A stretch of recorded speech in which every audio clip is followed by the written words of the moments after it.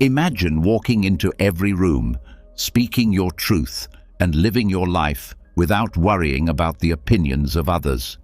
Imagine the freedom of not being chained to their judgment, their whispers, their approval. But tell me the truth. How many times have you held back because you were afraid of what people might think? How many times have you silenced yourself, played small, or chosen comfort over authenticity just to fit in? The way you deal with other people's opinions defines the way you live your life. If you are ruled by fear of judgment, you will always hesitate, always limit yourself, always depend on their validation. But if you learn to rise above it, if you stop letting their thoughts control your actions, then you will discover real freedom. Today, you're going to learn the 10 Stoic rules that will help you stop caring what others think and finally live as your true self. These aren't just ideas, they are powerful principles that will cut through fear, give you clarity, and put you back in control of your own choices. So get ready, because after this video, you will never see the opinions of others the same way again. Before we start, I want you to make a commitment to yourself. Write in the comments, "Starting today, I choose freedom." You won't just be typing words. You'll be declaring independence from the weight of other people's thoughts. The more you repeat it, the more you'll feel it, and the easier it will be to live it. So write it down now, and let's begin. Number 1. Control what you can. Accept what you can't. How many times have you lost sleep over things you couldn't change? Maybe it was someone's opinion of you. Maybe it was the weather ruining your plans. Maybe it was something that happened years ago that you keep replaying in your mind. The truth is, no amount of worry, no amount of anger, no amount of regret can change what is already outside your control. And yet, this is where most people waste their energy. They fight battles they can never win. The Stoics gave us one of the simplest but most powerful rules for life. Control what you can, accept what you can't. It is simple in words, but hard in practice, because our minds cling to the illusion that if we worry long enough, complain loudly enough, or fight hard enough, reality will bend to us. But reality doesn't care. Life moves on whether you are calm or restless. Epictetus, who lived his early years as a slave, understood this better than anyone. He said, "Some things are in our control and some things are not. That's the line you must draw. On one side are your thoughts, your choices, your actions. Those belong to you. On the other side are the opinions of others, the outcome of events, the past, the future. Those do not belong to you." The tragedy is that most people ignore their side of the line and spend all their time and energy on the other side. They try to change people. They obsess about outcomes. They fight against time itself. Ask yourself right now, what is eating at you? Is it truly yours to control, or is it one of those things that belongs to the outside world? If it is not yours, then let it go. Why spend your strength fighting a storm? You cannot command the wind, but you can set your sails. You cannot stop the rain, but you can prepare your shelter. That is where your freedom lies, not in controlling the uncontrollable, but in mastering your response. Think of Marcus Aurelius, Emperor of Rome, who faced wars, betrayals, and plagues. With all his power, he still wrote in his journal, "You have power over your mind, not outside events. Realize this, and you will find strength." The most powerful man in the world understood that even an emperor cannot command the course of fate. But he could command himself, his choices, his discipline, his attitude. And that was enough. When you fight reality, you always lose. But when you accept what you cannot change and put your focus where it matters, on your own actions, you always win, no matter the outcome. Because the outcome is not the measure of success. Effort is. Discipline is. Integrity is. So how do you live this rule? Practice it in the small things first. When traffic is slow, remind yourself, this is not mine to control. My patience is. When someone insults you, remind yourself, their words are theirs, but my response is mine. When plans fall apart, remind yourself, the event is not mine, but my preparation, my attitude, my next step, that belongs to me. Little by little, you train your mind to stop chasing what it cannot hold and to grip tightly what it can. You begin to live with clarity because the world is no longer your master. You are. Imagine the freedom you will feel when you no longer depend on outcomes for peace. Imagine the strength you will carry when you no longer let people's opinions chain you. Imagine the calm you will gain when you no longer replay the past or fear the future, but stand firmly in the present, acting with purpose on what is yours to command. This is not weakness. This is not surrender. This is wisdom. This is strength. The weak man tries to control everything outside of him and breaks. The strong man masters himself and endures. So remember this. Life will always give you storms, critics, failures, and losses. You cannot control that, but you can control your mind. You can control your discipline.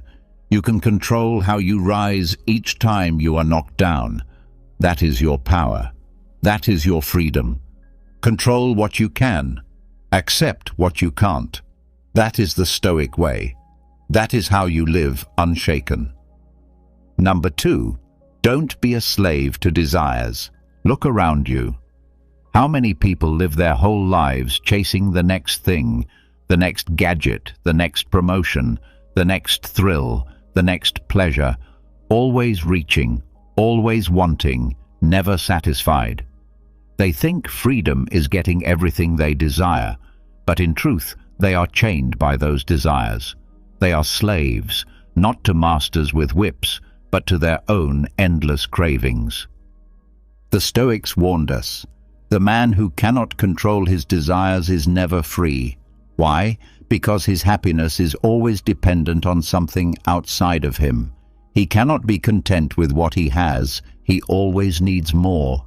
More money, more attention, more comfort, more pleasure. And the more he gets, the more he wants, because desire is a fire that only grows the more you feed it. Epictetus said, freedom is not achieved by satisfying desires, but by eliminating them. Think about that. True freedom is not needing what you don't have. True wealth is not in possessions, but in self-control. The poor man is not the one who has little. It is the one who always needs more. How many times have you told yourself, if I just get this one thing, I'll finally be happy? You got it, and maybe it gave you joy for a moment, but soon that joy faded, and another desire rose in its place. This is the trap of desire. It never ends, and if you are ruled by it, your life becomes an endless chase after shadows. But when you learn to master your desires, when you learn to say no to your cravings, you discover something powerful: peace. You no longer need constant stimulation, constant entertainment, constant rewards to feel alive. You become satisfied with the simple, the essential, the present. Marcus Aurelius reminded himself, very little is needed to make a happy life. It is all within yourself, in your way of thinking.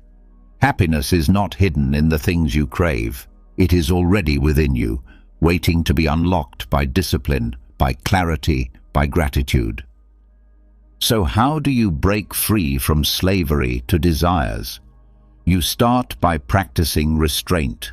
The next time you feel a craving, whether it's for food, for comfort, for attention, pause and ask yourself, do I control this desire, or does it control me?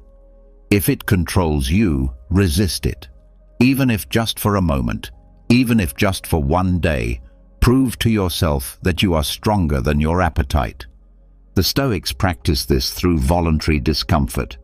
They would fast, sleep on the floor, wear rough clothing, not because they hated comfort, but because they refused to be owned by it. Seneca said, "Set aside a certain number of days during which you shall be content with the scantiest and cheapest fare. Then ask yourself, is this the condition I so feared?" They trained themselves to need little so they could never be enslaved by luxury. You can do the same. Skip a meal and learn that hunger is not the end of the world. Put your phone down and learn that boredom is not death. Delay a purchase and learn that the craving fades. Each time you resist, you grow stronger. Each time you deny desire, you reclaim your freedom. Ask yourself this: who is freer? The man who needs 10 luxuries to feel satisfied, or the man who can be content with one simple meal, one quiet moment, one good thought? The first is chained. The second is free. Desire promises happiness, but delivers slavery. Discipline looks like slavery, but delivers freedom. Which will you choose? If you live only for desire, you will always be restless, always dependent, always weak. But if you master desire, you will walk through life calm, steady, unshaken, untouched by the false promises of pleasure, unbroken by the absence of things. So remember this: every time you resist desire, you grow in strength. Every time you choose discipline over craving, you gain freedom. And every time you master your wants, you step closer to peace. Don't be a slave to desires. Be their master. That is the Stoic way. That is freedom. Number 3, see hardship as training. Most people see hardship as punishment. They ask, why me? Why now? Why is life so unfair? They treat difficulty as something to be avoided, something to run from, something to fear. But the Stoic sees it differently. Hardship is not punishment. It is training. It is the gym for your soul, the fire that forges your character, the weight that makes you strong. Think of a soldier who never trains, never faces resistance, never carries the weight of armor or weapon. What happens when the real battle comes? He collapses. He is useless. In the same way, if you expect life to be easy, if you want every path to be smooth, then the first sign of trouble will crush you. But if you see every hardship as training, then no matter how heavy the challenge, you will be ready. Marcus Aurelius wrote, "The impediment to action advances action. What stands in the way becomes the way." That means every obstacle is not there to stop you, but to shape you. The problem you face is not blocking your path. It is your path. The hardship is the tool life uses to carve strength into your soul. Think about it. Every person you admire, every strong leader, every wise thinker, every resilient human being, what do they all have in common? Hardship. They suffered, they failed, they endured pain, and instead of breaking them, it built them. Would Marcus Aurelius have been remembered if his life had been smooth and comfortable? No. He is remembered because he stood tall while the empire crumbled around him. Would Epictetus have become a teacher of strength if he had not first lived as a slave? No. His chains became his training ground. Hardship is the same for you. Every loss, every rejection, every failure, every moment of pain, it is not there to destroy you, but to train you. The question is not, why is this happening to me? The question is, what is this training me for? Imagine a blacksmith forging a sword. The metal is heated, hammered, and cooled again and again. Without the fire, without the hammer, without the strain, the sword would remain weak. You are the same.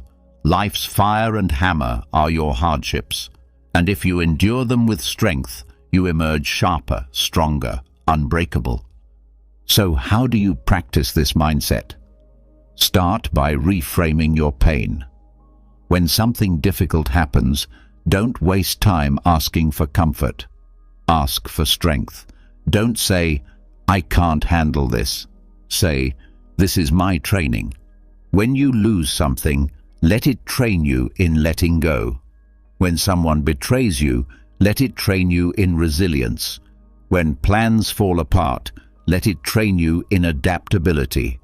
When you face rejection, let it train you in perseverance.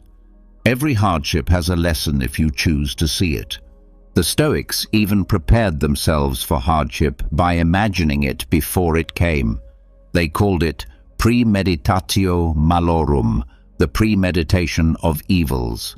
They would reflect on everything that could go wrong, not to be pessimistic, but to be ready. They saw that hardship is inevitable, so they trained their minds in advance. That way, when it came, they did not collapse in surprise. They stood firm, already prepared. Ask yourself, how many times in your life did a hardship later reveal itself as training? Think back to the moments you thought you would never survive, and yet here you are, stronger, wiser, tougher. At the time, it felt unbearable, but now you can see it prepared you for something greater. The same is true for the hardships you face now, even if you cannot yet see the reason. If you run from hardship, you will remain weak. If you fight against it, you will waste energy. But if you accept it as training, you will grow. You will find strength in the very thing that was meant to break you. So remember this: you are not fragile. You are not weak. You are not here to live a life of ease. You are here to be tested, to be challenged, to be trained. Hardship is the weight room of the soul. Every struggle is a repetition. Every failure is another set. Every pain is resistance that builds endurance. The world will not stop throwing obstacles at you. Life will not hand you a smooth path, but you have a choice. You can see hardship as punishment and suffer endlessly, or you can see it as training and grow endlessly. The Stoic chooses the second. The Stoic smiles at hardship, not because it is pleasant, but because it is useful, because it sharpens, it hardens, it strengthens. So when the next challenge comes, and it will, don't ask for the burden to be lighter. Ask for your back to be stronger. Don't pray for the storm to pass. Pray to be the sailor who can handle any storm. Don't run from hardship. Stand tall, face it, and say, "This is my training." That is the Stoic way. That is freedom. That is strength. Number 4. Let go of other people's opinions.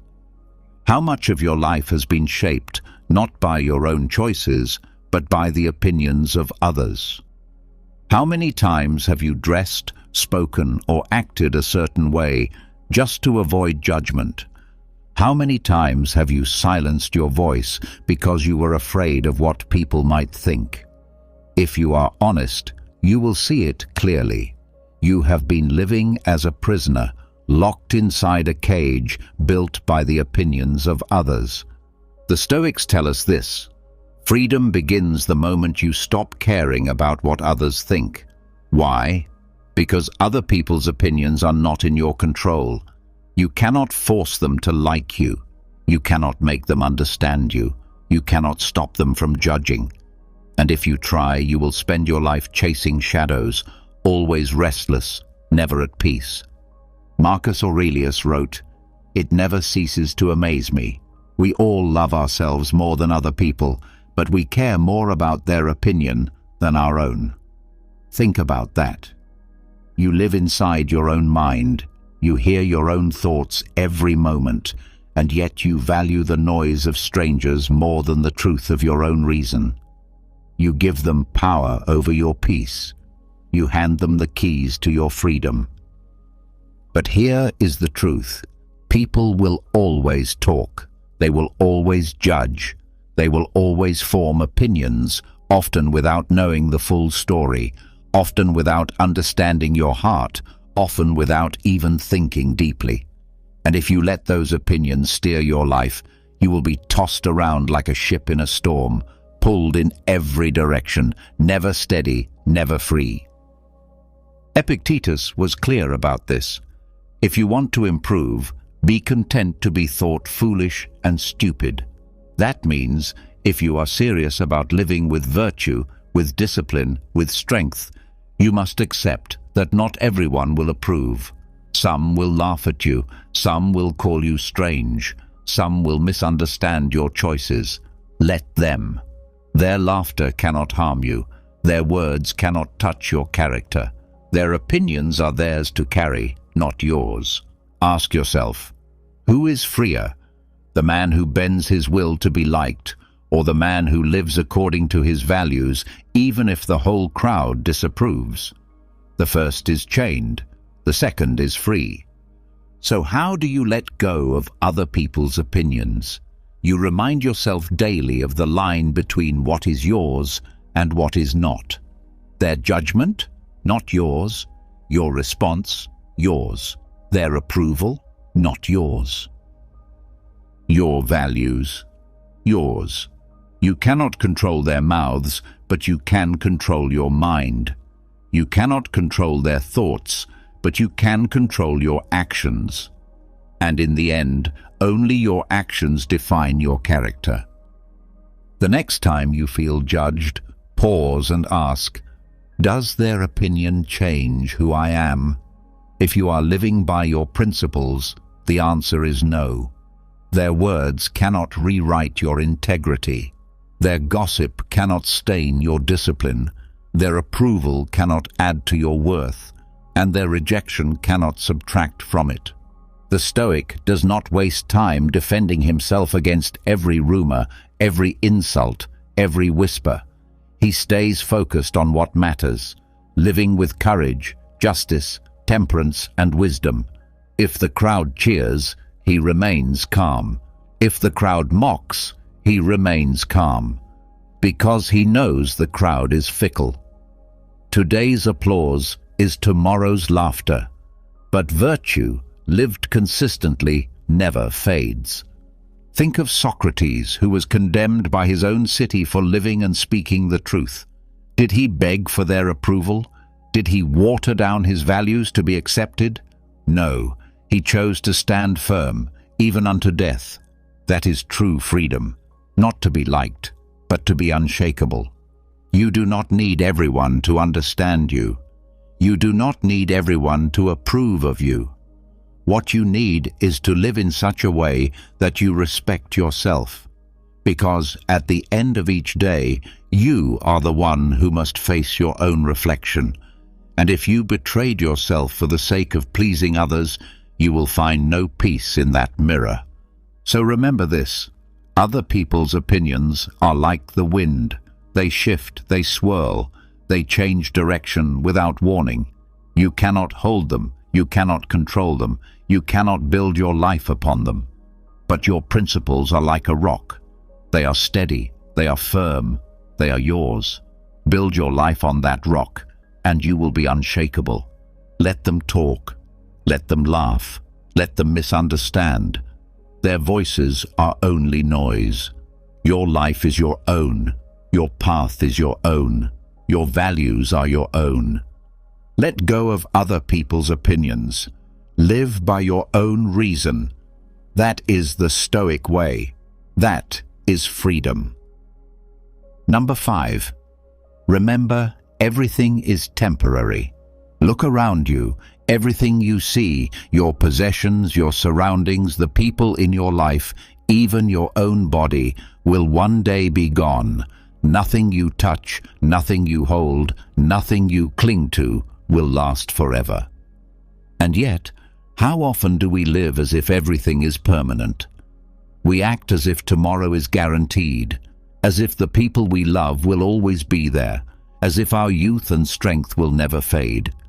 This illusion is what makes us careless, what makes us arrogant, what makes us waste the precious time we have. The Stoics remind us of a truth we would rather ignore. Everything is temporary. Pleasure fades. Pain fades. Success fades. Failure fades. Life itself is fleeting. This is not meant to depress you. It is meant to wake you up. Because once you truly see the shortness of life, you stop wasting it. You stop living on autopilot. You stop putting off the things that matter most. Marcus Aurelius wrote, "Think of yourself as dead. You have lived your life. Now take what's left and live it properly." That is not morbid.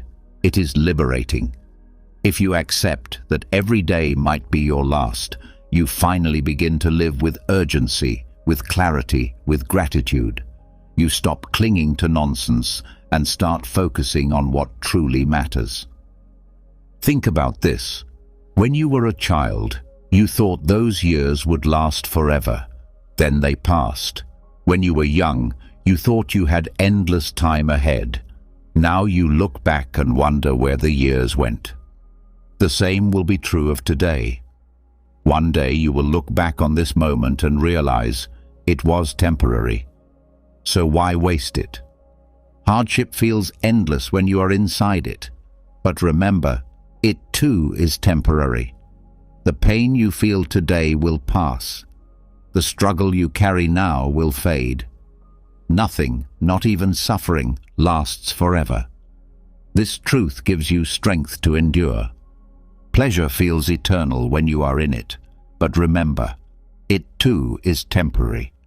The joy, the thrill, the excitement of today will fade tomorrow. This truth keeps you grounded, keeps you from clinging too tightly, keeps you from being owned by desire. People come into your life, and one day they will leave. You will laugh with them, love them, build memories with them, but eventually, either you will lose them or they will lose you. Does that mean you should despair? No. It means you should love them fiercely now.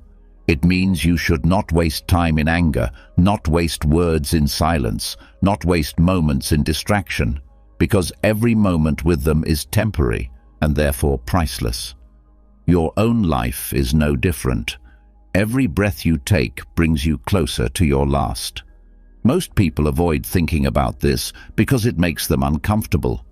The Stoics thought about it daily because it made them wise. They called it memento mori. Remember that you must die. Not to be fearful, but to be grateful. Not to be hopeless, but to be present. Seneca said, "We are dying every day. Each sunrise is one less you will see. Each night is one step closer to your last. This is not something to dread. It is something to honor.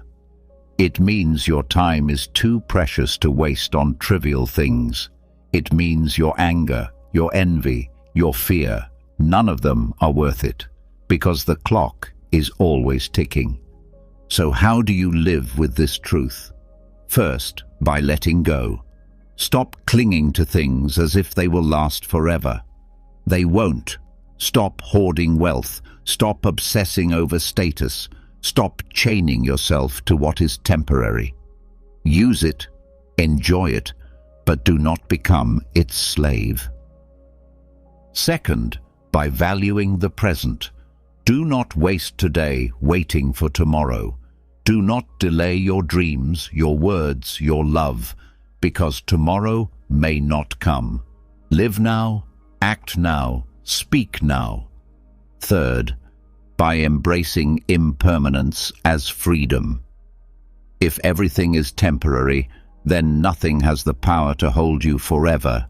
Not pain, not loss, not fear. Time will wash it all away. This truth can either terrify you or set you free. The Stoic chooses freedom. Think of life like writing in sand. Every wave will come and wash it away. Does that mean writing is pointless? No, it means you should write boldly, knowing the beauty is in the act, not the permanence. So remember this: the world changes, people change, you change. Nothing stands still. Do not resist this truth. Flow with it. Accept it. Let it sharpen your gratitude and your urgency. Everything is temporary. Your struggles, your pleasures, your possessions, your life. That is why you must not cling, must not waste, must not sleepwalk through your days. That is why you must live awake, live with purpose, live with love. Because when you accept that everything is temporary, you stop being careless with time.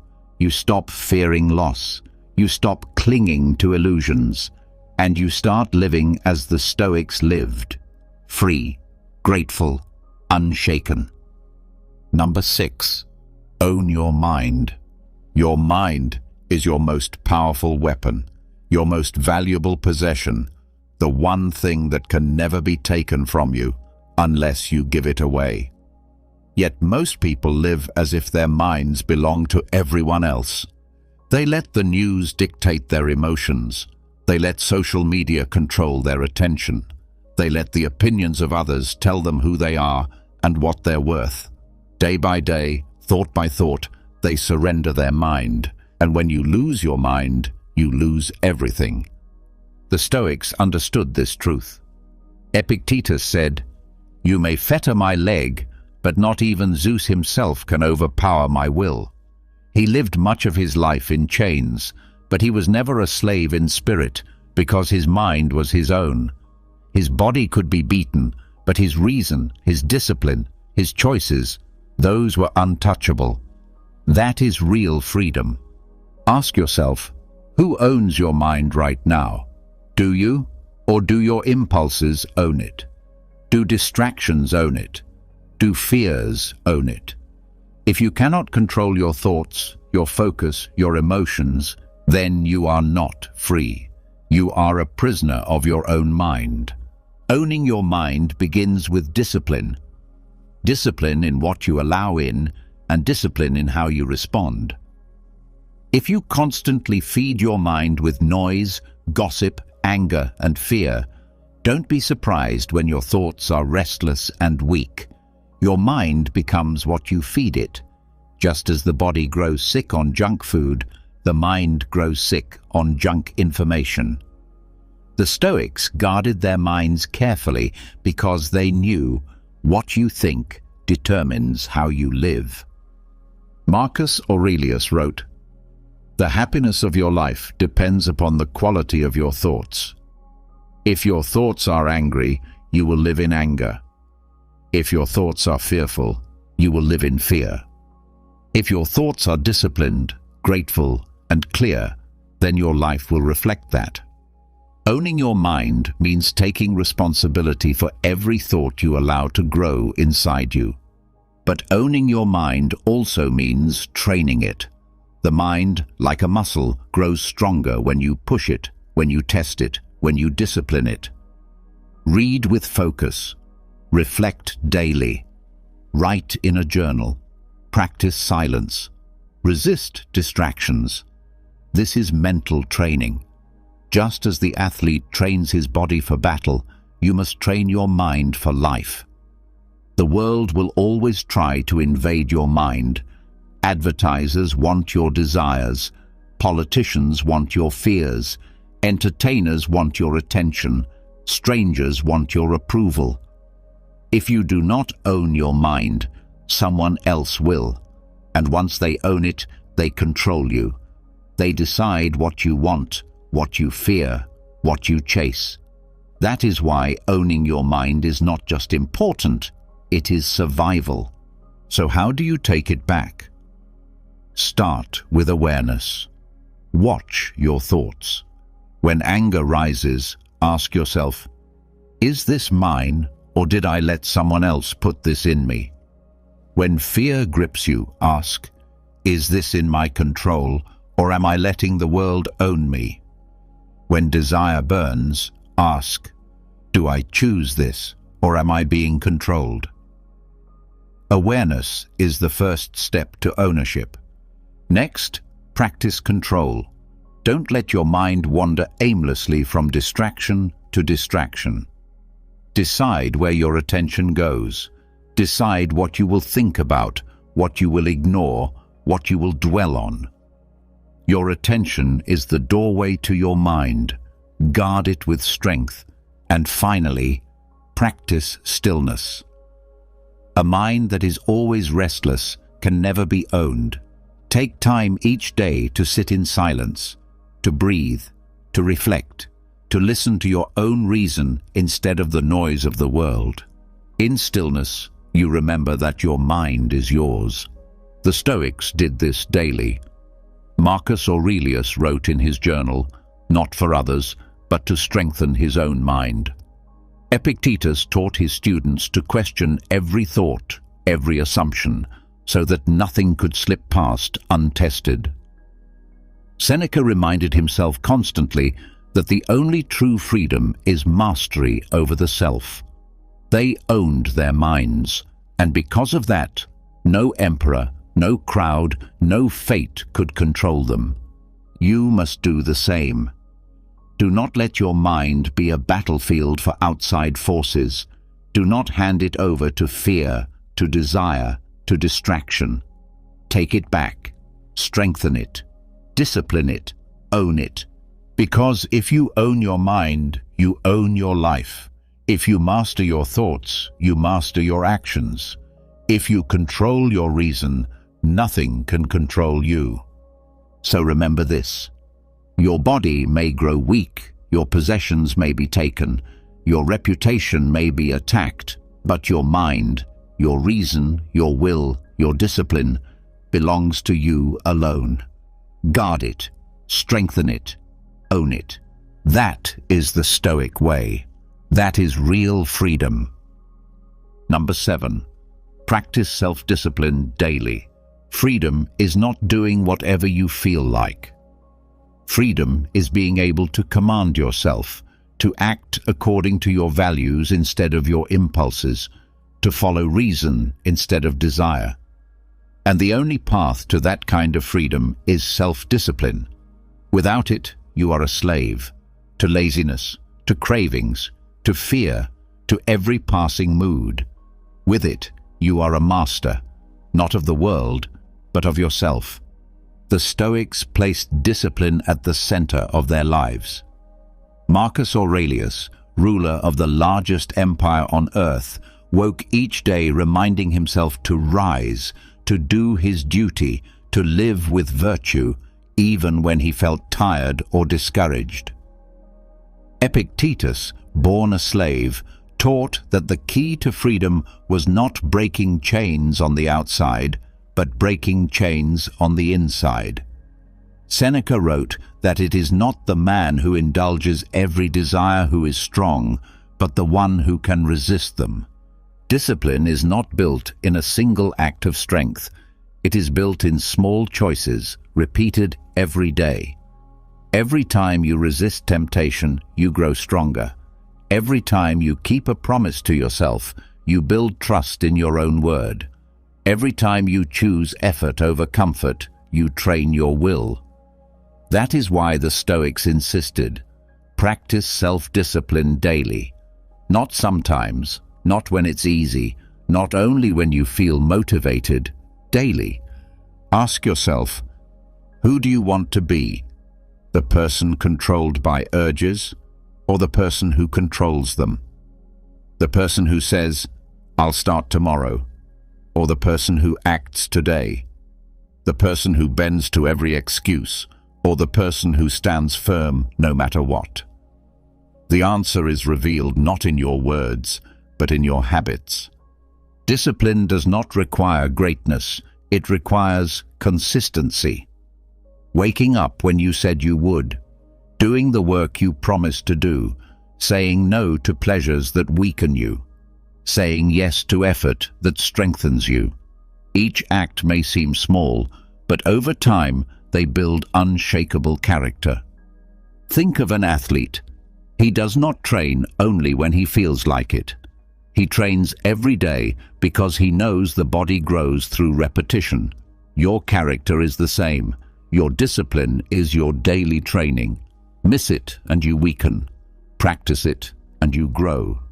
The Stoics even practiced voluntary hardship to sharpen discipline. They would fast, expose themselves to discomfort, strip life down to the essentials, so that when real difficulty came, they would not collapse. Seneca advised, "Set aside certain days, to be content with the scantiest and cheapest fare, with coarse dress, saying to yourself the while, 'Is this the condition I feared?'" They trained themselves to need little, to endure much, to be masters of themselves in any condition. So what does daily discipline look like for you? It may be rising with the alarm instead of hitting snooze. It may be doing the work before distraction calls. It may be exercising when your body says no.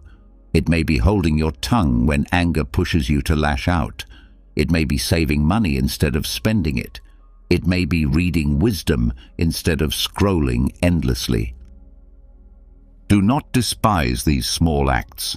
These are your training. These are the weights you lift in the gym of life. Each repetition strengthens your will. Each act builds the fortress of your character. And when the storms come, as they always do, you will be ready. Without discipline, you are at the mercy of the world. Every craving pulls you, every emotion rules you, every obstacle crushes you. With discipline, you are steady. You may feel desire, but it does not command you.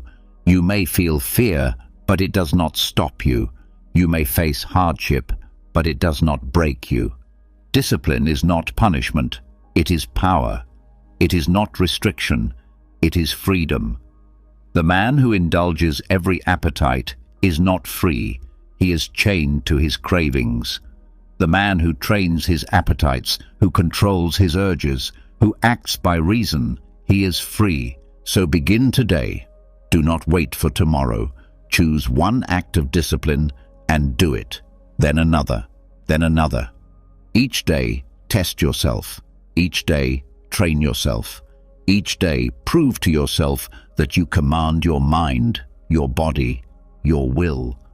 Because in the end, strength does not come from comfort. Peace does not come from indulgence. Freedom does not come from surrendering to urges. Strength, peace, and freedom come from discipline. Daily, steady, relentless. So remember this. Self-discipline is not a burden. It is your liberation. It is not a chain. It is the key. Practice it every day. Build it brick by brick. And one day you will stand unshaken, not because life was easy, but because you trained to be stronger than whatever it brought. Practice self-discipline daily. That is the Stoic way. That is freedom. Number 8. Don't confuse freedom with indulgence. Most people think freedom means doing whatever you want, whenever you want, without limits. Eat what you like, spend what you like, say what you like, chase every pleasure, follow every desire. They call this freedom. But the truth is, this is not freedom at all. It is slavery. Because when you live like that, you are not in control. Your cravings are in control. Your impulses are in control. Your moods are in control. You are not free, you are owned. The Stoics saw this clearly. Epictetus said, "No man is free who is not master of himself." That means the man who indulges every appetite is a slave, while the man who can resist, who can say no, who can choose reason over desire, that man is truly free. Think about it. The person who drinks until he cannot stop, is that freedom? No, it is a chain. The person who eats until he feels sick, is that freedom? No, it is weakness. The person who spends money he doesn't have to impress people he doesn't like, is that freedom? No, it is dependence. Indulgence does not set you free. It traps you deeper.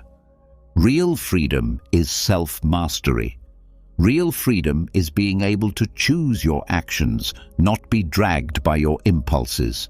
Real freedom is being able to enjoy pleasures without being enslaved by them, to own possessions without being possessed by them, to live in the world without becoming addicted to it.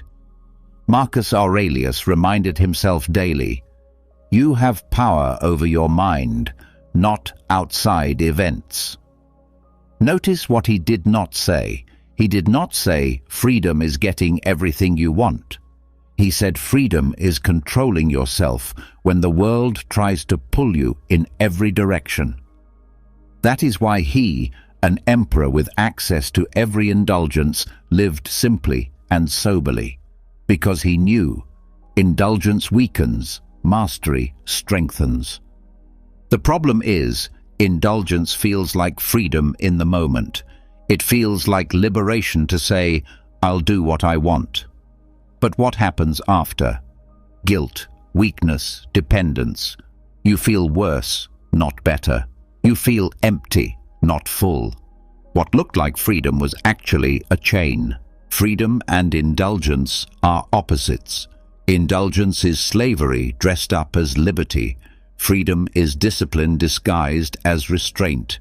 Indulgence is easy but leaves you weaker. Freedom is hard but makes you stronger. The crowd will always choose indulgence because it feels good in the moment. The Stoic chooses freedom because it builds strength for a lifetime.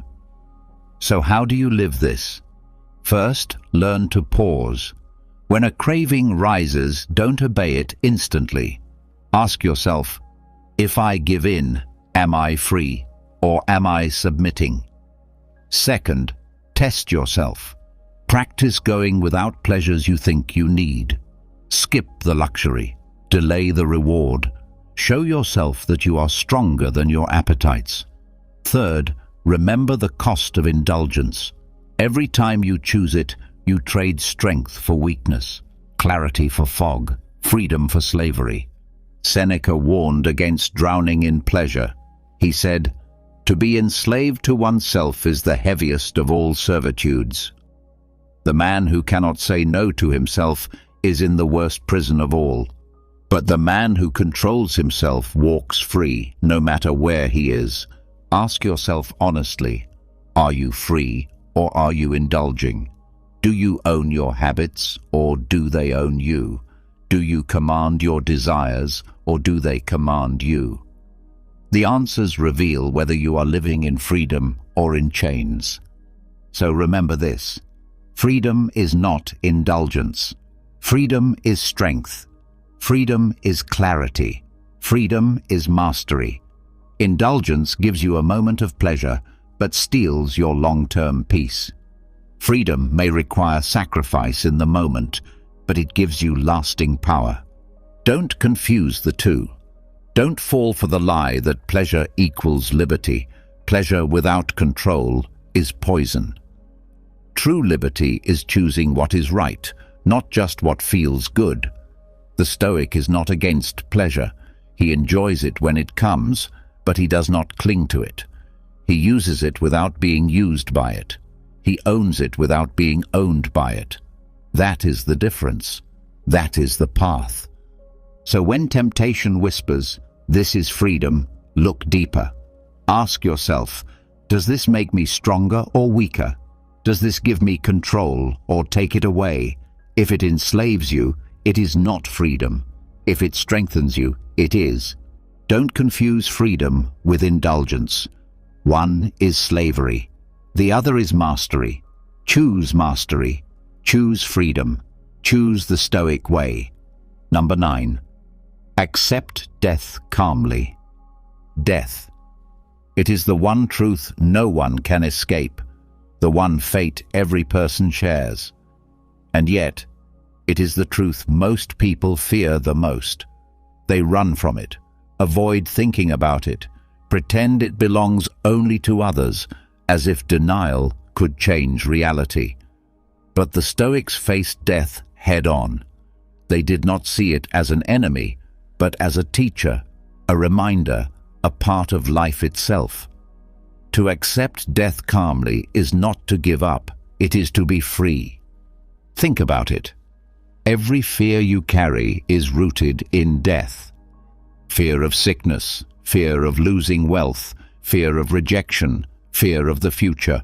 All of these are branches of the same root, fear of death. But what happens if you remove that root? What if death no longer terrifies you?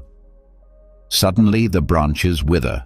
You become fearless, not because life is easy, but because you no longer tremble before the inevitable. Marcus Aurelius wrote often about death, not with dread, but with peace. It is not death that a man should fear, but he should fear never beginning to live. Death itself is natural. It is part of the same process that brings dawn after night, spring after winter, birth after silence. Why fear what is natural? Why resist what is woven into the order of the universe?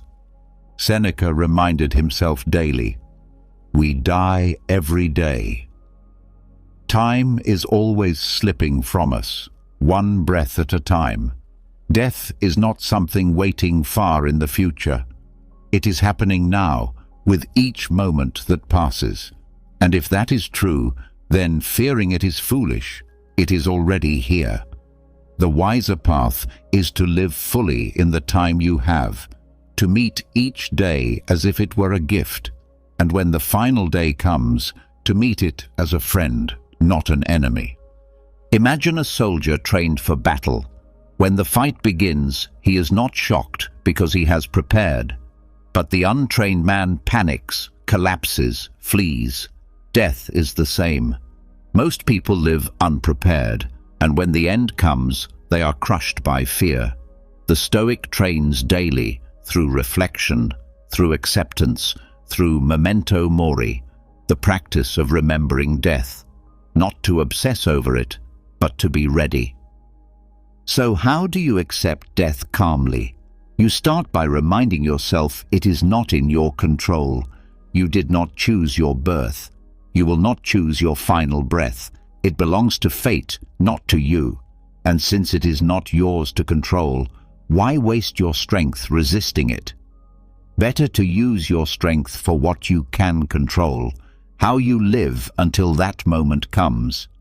Next, you reflect on death often, not to be morbid, but to be awake. When you remember that every meeting with a loved one may be the last, you waste no time in anger or silence. When you remember that every day may be your last, you stop delaying your purpose. When you remember that every breath is fragile, you become grateful for each one you take. And finally, you see death for what it truly is, not an end, but a return. Marcus Aurelius wrote, "Death is a release from the impressions of the senses, and from desires that make us their puppets, and from the vagaries of the mind, and from the hard service of the flesh." Death is a dissolving, a returning to nature, a closing of the circle. Just as the leaf falls in autumn, just as the wave returns to the sea, so will you. Why fear what has happened to every living thing before you? When you accept death calmly, you are untouchable. Threats lose their power. Losses lose their sting. Fear loses its grip. You begin to live not as a coward hiding from the inevitable, but as a warrior prepared for it. And paradoxically, it is in accepting death that you finally learn how to live. So remember this: death is certain, but fear is a choice. Death is natural, but panic is not. You cannot control the hour or the manner, but you can control your response. And the Stoic response is calm acceptance. Live well, so that when death comes, you meet it with peace, not regret. Live fully, so that when your last breath leaves you, you can say, I lived as I should. I was not perfect, but I was true. I am ready. Accept death calmly. It is not the enemy. It is the teacher. It is the reminder. It is the final test. And if you live as a Stoic, you will pass it with strength. Number 10. Live by virtue, not circumstance. Most people live like leaves blown about by the wind. When life is good, they are happy. When life is hard, they are bitter. When praised, they feel confident. When criticized, they collapse. Their character changes with their circumstances because they have no anchor. They live by chance, not by choice. The Stoic knows this is no way to live. The Stoic chooses a different path, to live by virtue, no matter the circumstance. What does this mean? It means your principles do not change with the weather. It means you do not abandon honesty when lying would make life easier. You do not abandon courage when fear rises. You do not abandon discipline when comfort tempts you. You do not abandon justice when selfishness calls. Virtue is steady. Circumstance is not. Marcus Aurelius, facing wars, betrayals, and plagues, reminded himself, if it is not right, do not do it. If it is not true, do not say it. Notice, he did not add, unless it's convenient. Virtue is not conditional. It is not something you practice only when life is easy. It is something you practice especially when life is hard. That is when it matters most. Think about it.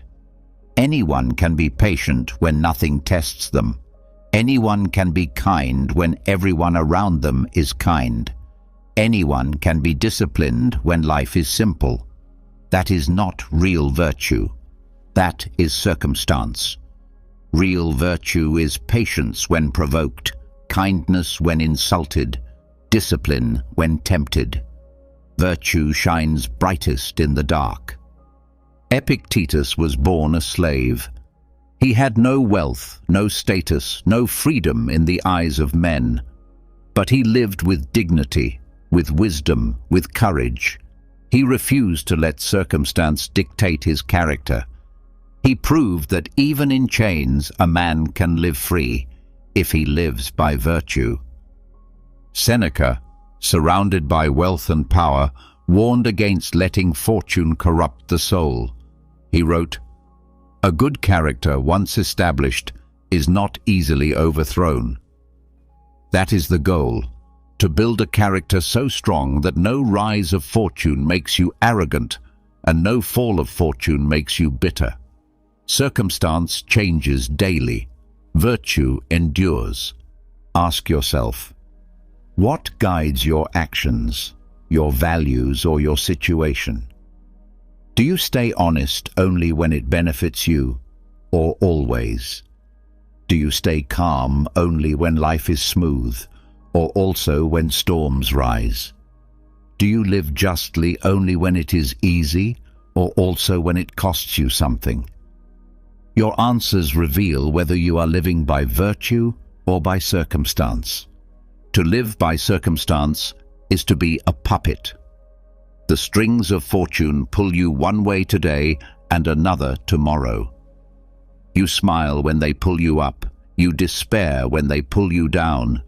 But to live by virtue is to cut those strings. You act, not because fortune favors you, but because reason guides you. You do what is right, not because it is rewarded, but because it is right. So how do you practice this? Start with clarity. Define your virtues. Decide what you stand for. Honesty, courage, discipline, justice. Write them down. Reflect on them. Then commit. These will guide me, no matter the circumstance. Next, test yourself in small things. When you feel the urge to cut corners, resist. When you feel the temptation to complain, stay silent. When you feel the pull of fear, act with courage anyway. Each time you choose virtue over circumstance, you strengthen your character. And finally, hold yourself accountable. At the end of each day, reflect.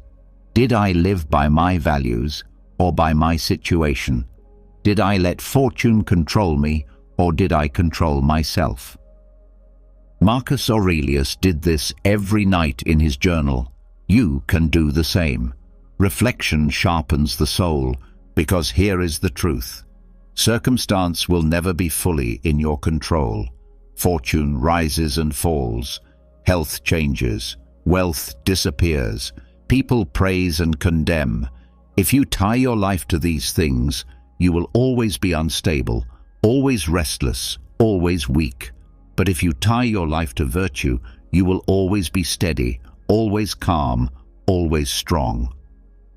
So remember this: live by virtue, not circumstance. Live by what is eternal, not what is temporary. Live by what you choose, not what the world chooses for you.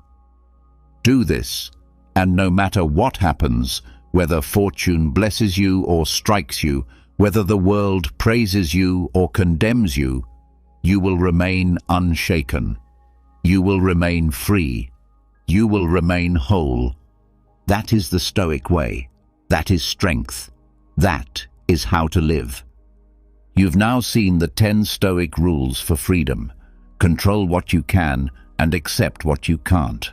Don't be a slave to desires. See hardship as training. Let go of other people's opinions. Remember, everything is temporary. Own your mind. Practice self-discipline daily. Don't confuse freedom with indulgence. Accept death calmly. And above all, live by virtue, not by circumstance. These are not just lessons to think about once and forget. They are principles to live by. Every day, in every choice, in every challenge. The world will always try to pull you in different directions, but if you hold to these rules, you will walk free, unshaken, unbroken. Now it's your turn. I want you to declare it in the comments. I choose freedom. Write it, and you're not just typing words, you're programming your mind, you're committing to a new way of living, you're making a promise to yourself. And if you want more teachings like this, more Stoic wisdom, more practical tools to help you master yourself and your life, make sure you subscribe to the channel, because this is just the beginning.